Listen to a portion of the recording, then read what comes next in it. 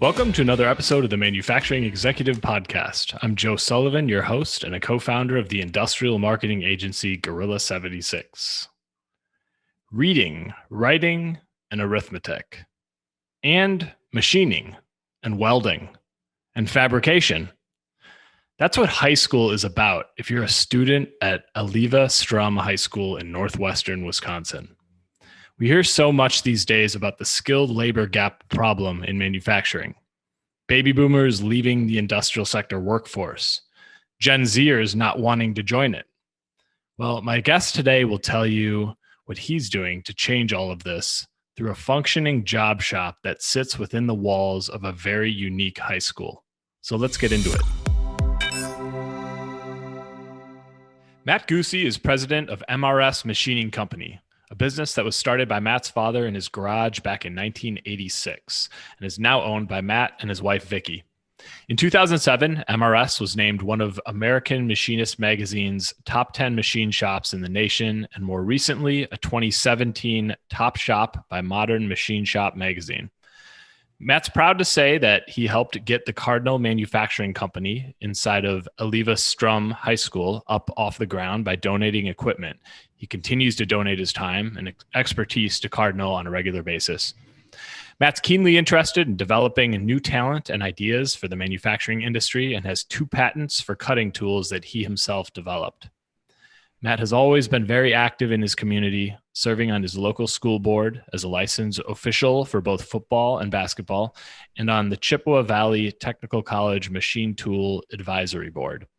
He's passionate about cycling and has successfully cycled up Pikes Peak to an elevation of 14,115 feet.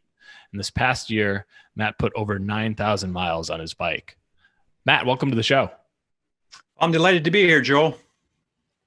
Awesome. Well, Matt, I kind of stumbled across you online recently on LinkedIn and was just immediately, it struck me that how interesting this thing you have going with Cardinal Manufacturing is. I hear the same thing time and time again these days from manufacturing leaders about baby boomers are exiting the workforce. Young people don't want to get into manufacturing. And as a result of all this, paired with a booming manufacturing industry here in 2021, it's very clear that there aren't enough people to do the jobs that need to be done. And then I see, you involved in Cardinal Manufacturing, which is an actual manufacturing operation that's operating within the walls of a Wisconsin high school with a mission that reads, filling the skills gap one student at a time. And I saw this and immediately said, okay, I got to get Matt on the show and hear Cardinal's story right away. So here we are.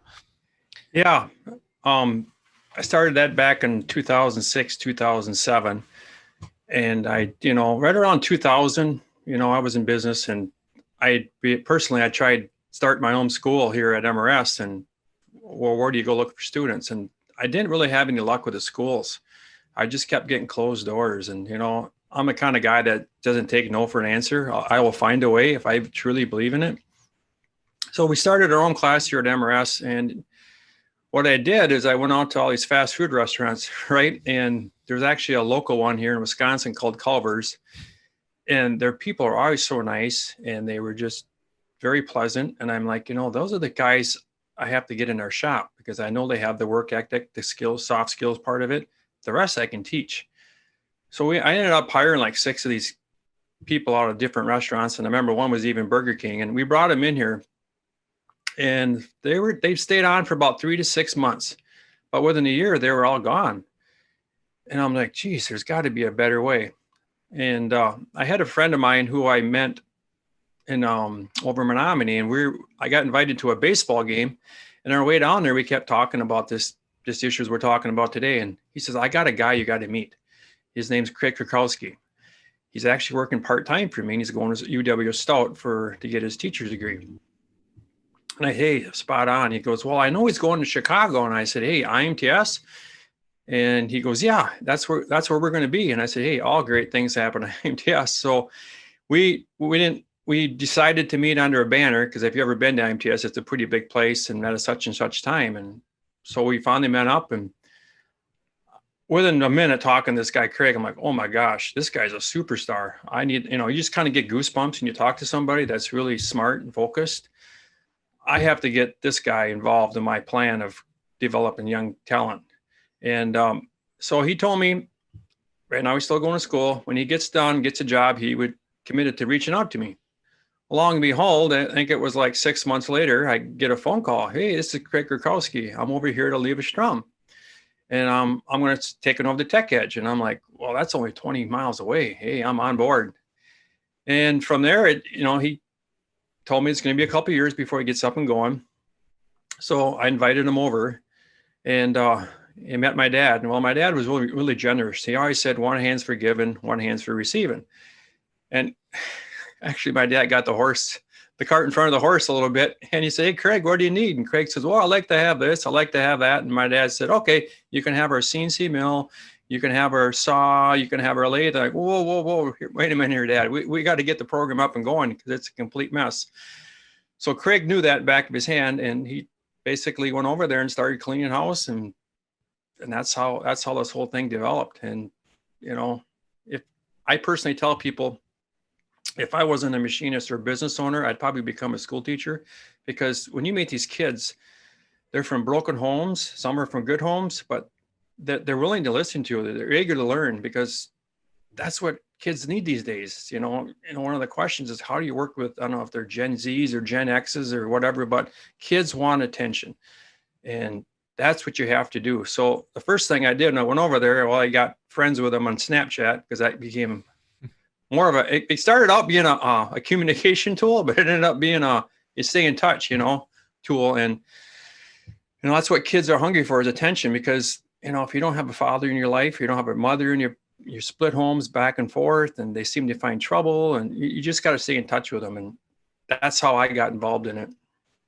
That's kind of a long answer to your question, but it's great. And I think it's, I would like you to use that as a lead in to just tell our audience a little bit about, what is Cardinal Manufacturing, first of all? And, you kind of gave the lead into how you wound up there, but tell us a little bit about what Cardinal is.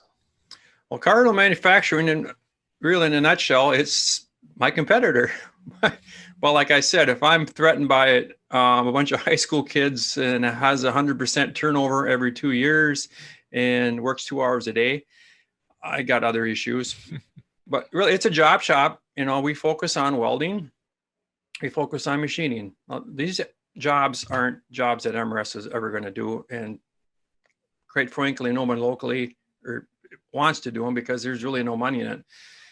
And really what this program does, it number one, it gives a school revenue, which is a plus. And being all my years at the school board, that's the first question you're asked, the financial part of it. Number two, it generates a revenue for the program, so we can give back and buy tools.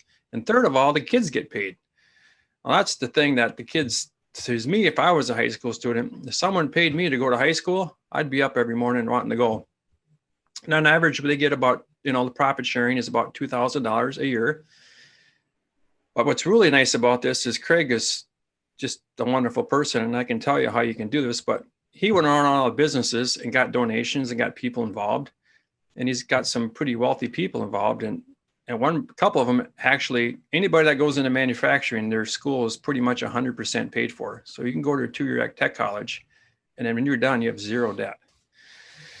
And that's what, that's big, because some people go to that 4-year college and they're done and like, why did I do this? I mean, I probably have 6 of them at MRS that went to the 4-year college, 6-year college or whatever, have $100,000 debt over their head, where these kids went to 2-year college making the same wage with zero debt. So they're going out buying homes and cars and enjoying life. And that's my main focus. If I can prevent one kid from making a bad decision, because I never had that when I grew up, that's the goal. I mean, it's not all about me.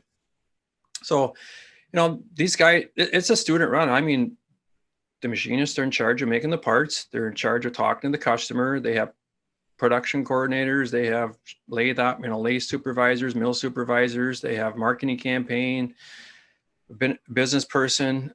It's a full-blown program.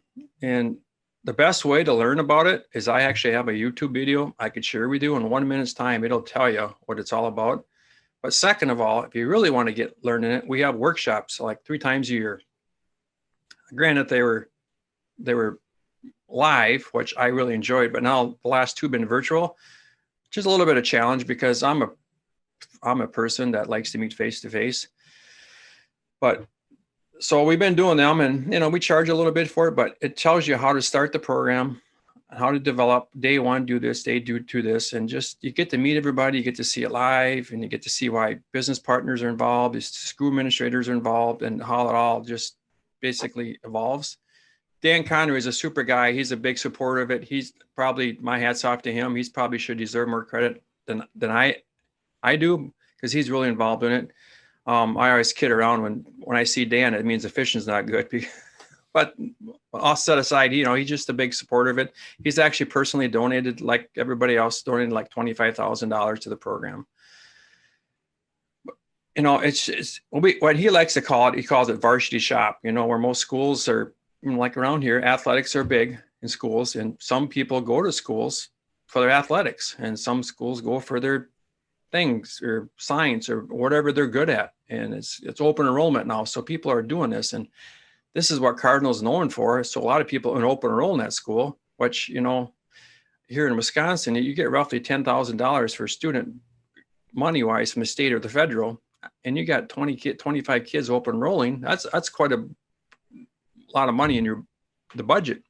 So from the school board side, they love it, and but really it's about what it really boils down to.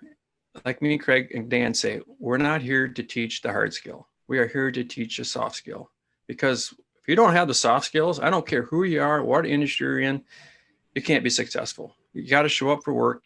You got to play together as a team. You got to play nice in a sandbox together. If you can't do that, there's no sense of teaching someone how to machine, how to weld, how to fabricate, whatever the career may be. So we really focus on that. And Craig will call me up and say, Matt, I'm having a problem over here. Can you come over and talk?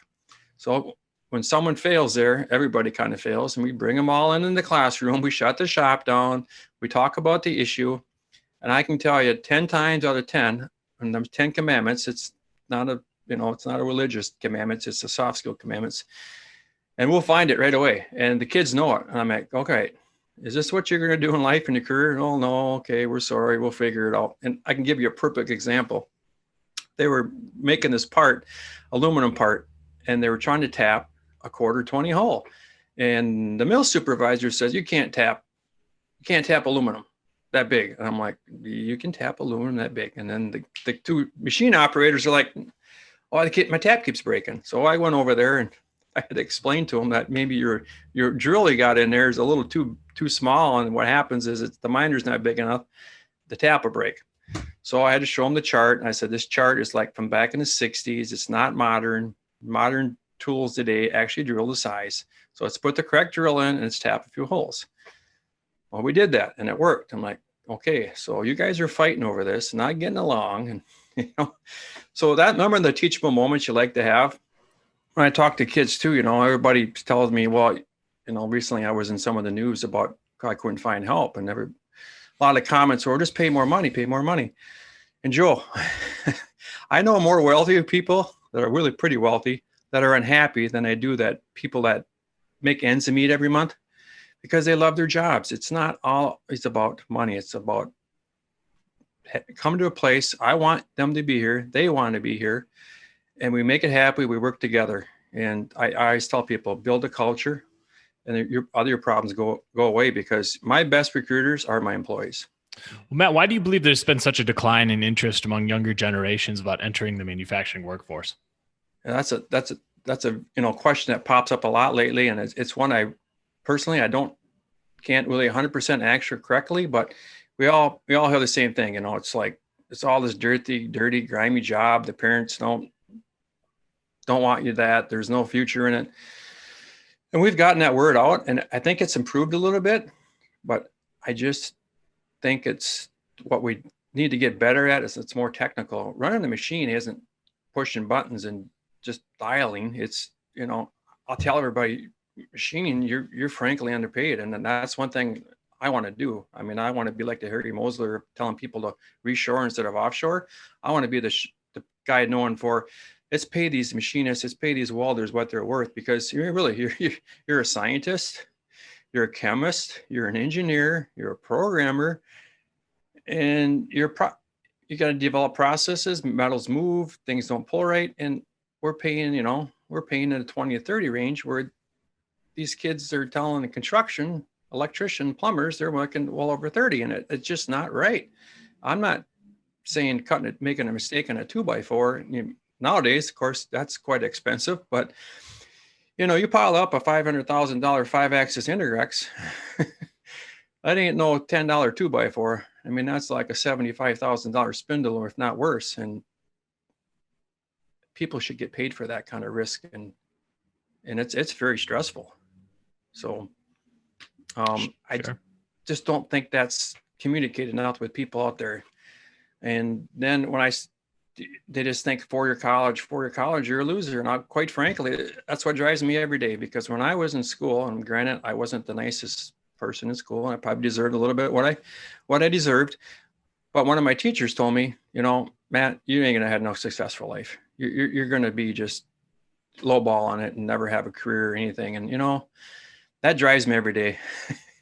I kind of respected the teacher when he told me that. I'm going, really, that's okay. So I just don't want another student really to be like that, because every kid out there, anybody has a gift and talent, Joe. We just have to help them find it. And once they find it, and I've seen it over and over and over, they just blossom. I mean, I can give you an example for some people just working here. I mean, we got Maddie. Maddie's a wonderful lady. And I met her. She couldn't say 2 words. And she was a freshman in high school, the Cardinal. Her head was down. And I said, Maddie, one day, I said, what's the matter? I just don't know what I'm going to do. And Maddie, well, let's develop a plan, because every dream or goal without a plan is called failure. So, Maddie, what do you want to do? Where do you want to be? Well, I like making things. I said, let's get there. It's just how we can get there. So we kind of laid out a plan.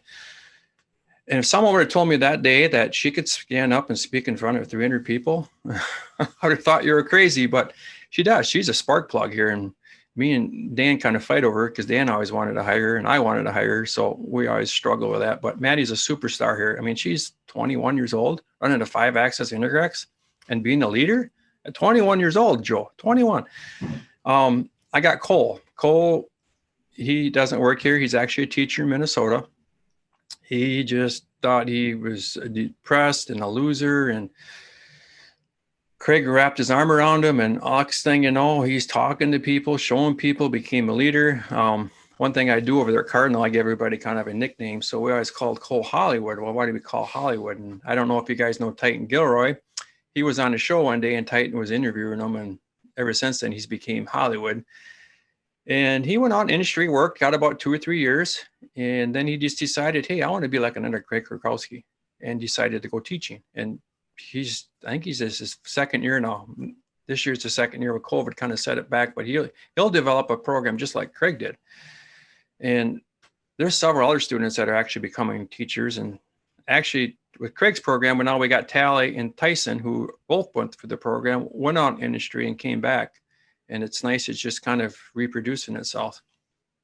But no, it's all about the kids making the right career choices. And, another thing I tell these kids, if manufacturing isn't for you, that's fine. That's cool. Well, at least now you know what you don't want to do and what you do want to do. And right there, that could almost save you $100,000 if you do go to 4-year college, and that's not it. But you always remember, you can always fall back in manufacturing. I know who you are. I know where you've been. I know where you're going. So I always rely on me as a reference or whatever. And there's been people that have called me and, hey, Matt, this isn't nursing. This is plumbing. This isn't for me. I remember machining. I enjoyed making things, because really, when I talk to kids, when I hire people, I look for like 4 things. I look to see if they've been involved in art, because really machining, fabricating is art. I look for sports, because sports is team player. You got to work together. Music, and that's kind of a touchy one, but when you're cutting chips and you hear rumbling, grumbling, that's not a good noise. You might want to put your feet hold on. And then what was the other one? Art, music, sports, and math. Math, of course, naturally, math's good for everybody. Those are the 4 key characteristics that I kind of stick to, and that's kind of what we lean towards over there too. Matt, what have you learned about how to communicate with what I suppose is now Gen Z? Uh, Stay in touch. They're looking for attention. And it seems like if you hire one, you're going to hire three or four right behind you because they all seem like they hang together with each other. When I was growing up, we did that too, but we didn't have cell phones and all this fancy stuff. We just hung together to play sports together and just build that relationship. Now it's more technical. They're not so much together. They're chatting or they're texting or Snapchatting or whatever they do. You have to be part of that use that technology because they want attention.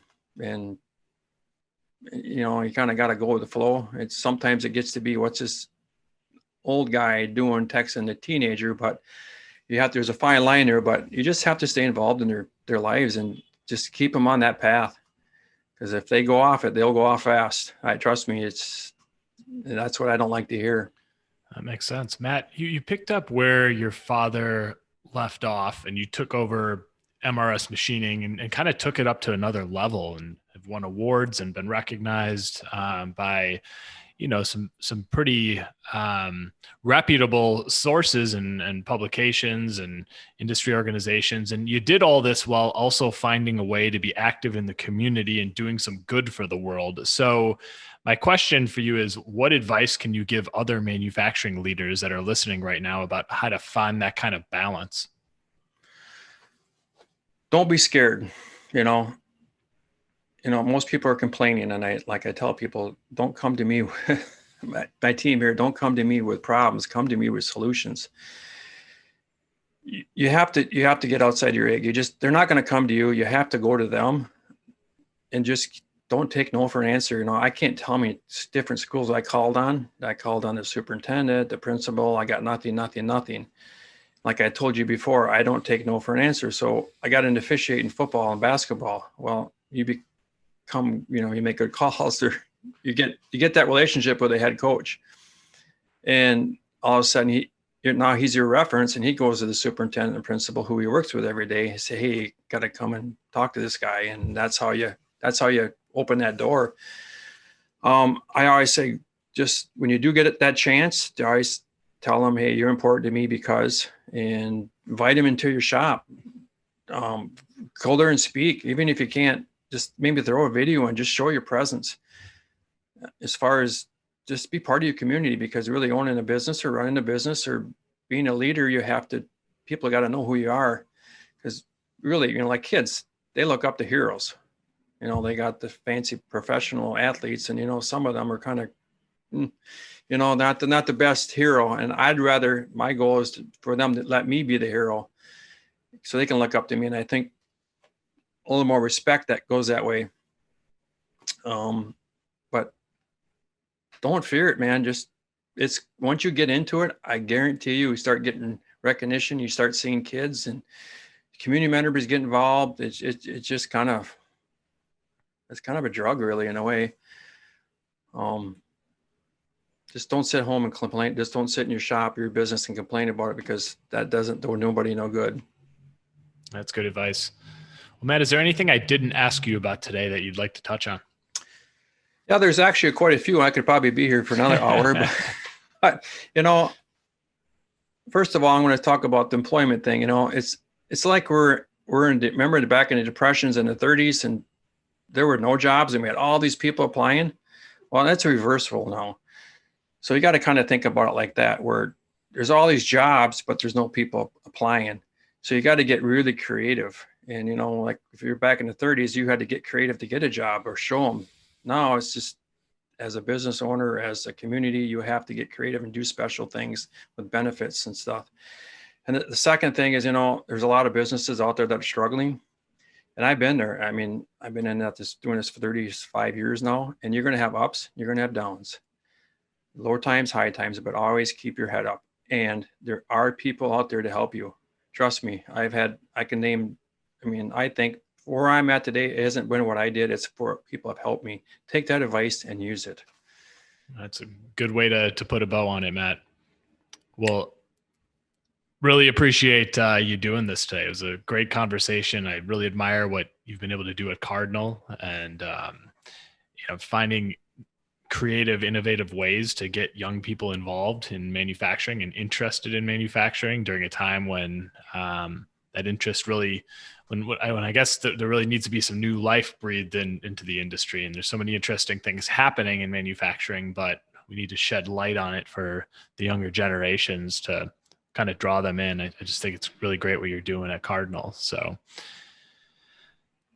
well, Matt, can you tell our audience the best way to get in touch with you and where they can learn more about both MRS machining and about Cardinal Manufacturing? Yeah, I'm on LinkedIn under Matt Guse, and that's one way. Or you can reach us on our website. That's at www.mrsmachining with a CO on the end.com. And I'll get your message, and hey, I'm here to help any way I can. Feel free to reach out. Sometimes I get up in the middle of the night and I might text you at 2 or 3 in the morning, but that's just how I am. That's how I'm wired. I mean, it's 24/7, 365 for me. Well, thanks again for doing this, Matt. This is a really good conversation. And yeah, everybody, please check out what Cardinal's doing. Look for Matt Guse on LinkedIn, and hope to catch you on the next episode of The Manufacturing Executive.